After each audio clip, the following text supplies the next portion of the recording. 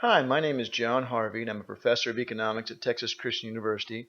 And this video is part of the Up to Us TCU campaign designed to educate the student body about how the national debt actually works and how it affects them directly.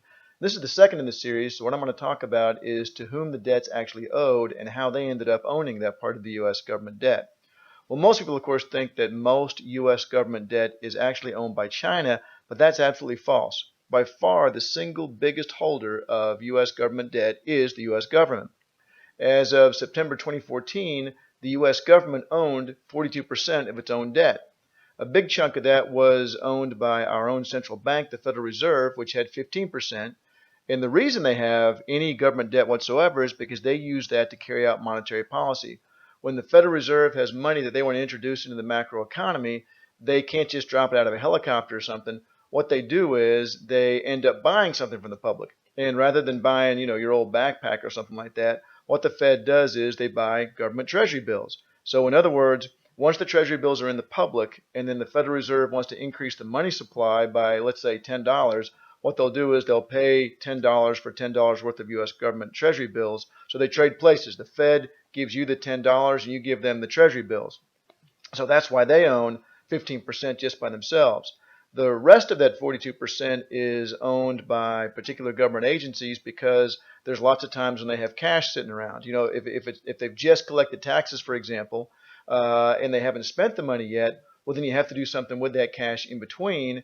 And the safest investment on the planet remains U.S. government debt. Now, there is debt owed to foreigners, and that's 34%, and that's a much larger chunk than it used to be back, back in the when I first started teaching in 1987, certainly, and probably up through 1998, 2000 or so. It probably ranged around 15, 17%, but it's 34% now. Now that's total foreigners holding debt. Actually, only 7% is owned by China. Remember, I said the U.S. government owns 42% of its own debt. China only 7% of U.S. government debt.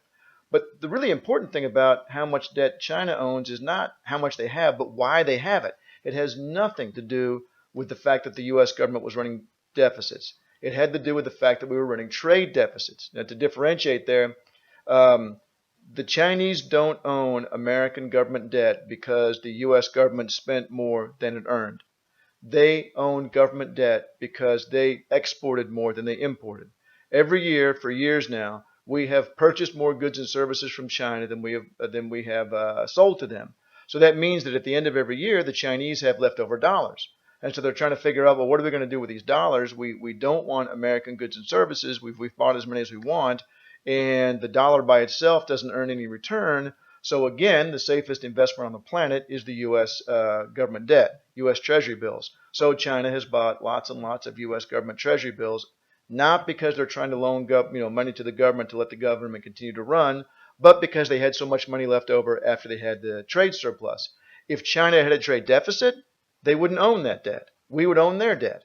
And if the U.S. government had been running budget surpluses, and yet we still had those trade deficits to China, we would still owe money to China. It just might not be in government debt. Maybe at the end of the year when the Chinese found themselves with extra dollars, they would have bought up shares of Walmart or shares of Exxon. But instead, they bought a much safer investment, although it has a lower rate of return, and that is U.S. government debt. So, once again, these horror stories about China owning all this debt and what are we going to do, and they're loaning money to our government to run, has no basis in economics. The reason the Chinese own government debt is because they have trade surpluses. If you want to get rid of, if for some reason you were worried that the Chinese had this U.S. government debt, which you should not be, but if you were, then you say, well, then here's the solution, not for the government to run a balanced budget, but for the U.S. to have a trade surplus. And then to follow up on that, you think, well, then if it's because of trade surpluses, then surely other countries that have trade surpluses to the United States also own a lot of government debt, and that is exactly right. Number 2 on the list is Japan, and they're very close. They're also, if you round it off, they're also at 7%. But why? Because we've had trade deficits with Japan for years and years and years. And then who's number 3? Belgium. Belgium with 2% of all U.S. government debt. And why? Because we run trade deficits to them. Thank you.